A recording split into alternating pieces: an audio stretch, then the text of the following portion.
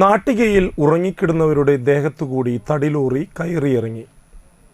5 പേർക്ക് ദാരുണാന്ത്യം, 7ഓളം പേർക്ക് ഗുരുതര പരിക്കേറ്റു. പണി പുരോഗമിക്കുന്ന ദേശീയപാത ബൈപ്പാസിനരികിൽ JK സിനിമാസിന് സമീപം ഉറങ്ങിക്കിടുന്ന നാടോടികൾക്കിടയിലേക്കാണ് അമിത വേഗതയിലെത്തിയ തടിലോറി പാഞ്ഞു കയറുകയായിരുന്നത്.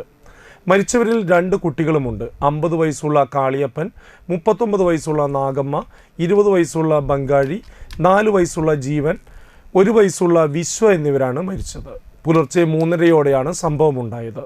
ദേശീയപാതയിൽ സ്ഥാപിച്ചിരുന്ന ഡിവൈഡർ തകർത്താണ് ലോറി ഉറങ്ങിക്കിടക്കുന്നവർക്കിടയിലേക്ക് കയറിയത്.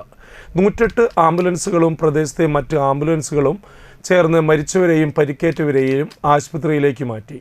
അപകടമുണ്ടാക്കിയ ലോറിയുടെ ഡ്രൈവറും ക്ലീനറും നരഹത്യാ കുറ്റത്തിന് പോലീസ് അറസ്റ്റ് ചെയ്തു. ക്ലീനറായ കണ്ണൂർ ആലങ്കോട് സ്വദേശി അലക്സ്, ഡ്രൈവർ ജോസ് എന്നിവരാണ് അറസ്റ്റിലായത്. മദ്യലഹരിയിലായിരുന്ന ക്ലീനർ അലക്സ് ആണ് വാഹനം ഓടിച്ചത്. ജീവനായിട്ടുള്ള നിലവിളി കേട്ടിട്ടും വാഹനം നിർത്താതെ ക്ലീനർ ലോറി മുന്നോട്ട് പായിച്ചു. 300 മീറ്ററോളം പോയ ലോറി പണി നടക്കുന്ന റോഡിൽ മുന്നോട്ട് പോകാൻ സ്ഥലമില്ലാത്തത് മൂലം കുടുങ്ങുകയായിരുന്നു. പിന്നാലെ എത്തിയ നാട്ടുകാർ ഇവരെ പിടികൂടി. വാഹനത്തിന്റെ രജിസ്ട്രേഷനും ഡ്രൈവറുടെ ലൈസൻസും സസ്പെൻഡ് ചെയ്തതായി ഗതാഗത വകുപ്പ് മന്ത്രി KB ഗണേഷ് കുമാർ പറഞ്ഞു. നാട്ടുകാരും നിരവധി ആംബുലൻസ് പ്രവർത്തകരും വലപ്പാട് പോലീസും ചേർന്നാണ് രക്ഷാപ്രവർത്തനം നടത്തിയത്. Kodungallur DYSP VK Raju, Valappad SHO MK Ramesh, SI Ebin എന്നിവർ സ്ഥലത്തെത്തിയിരുന്നു.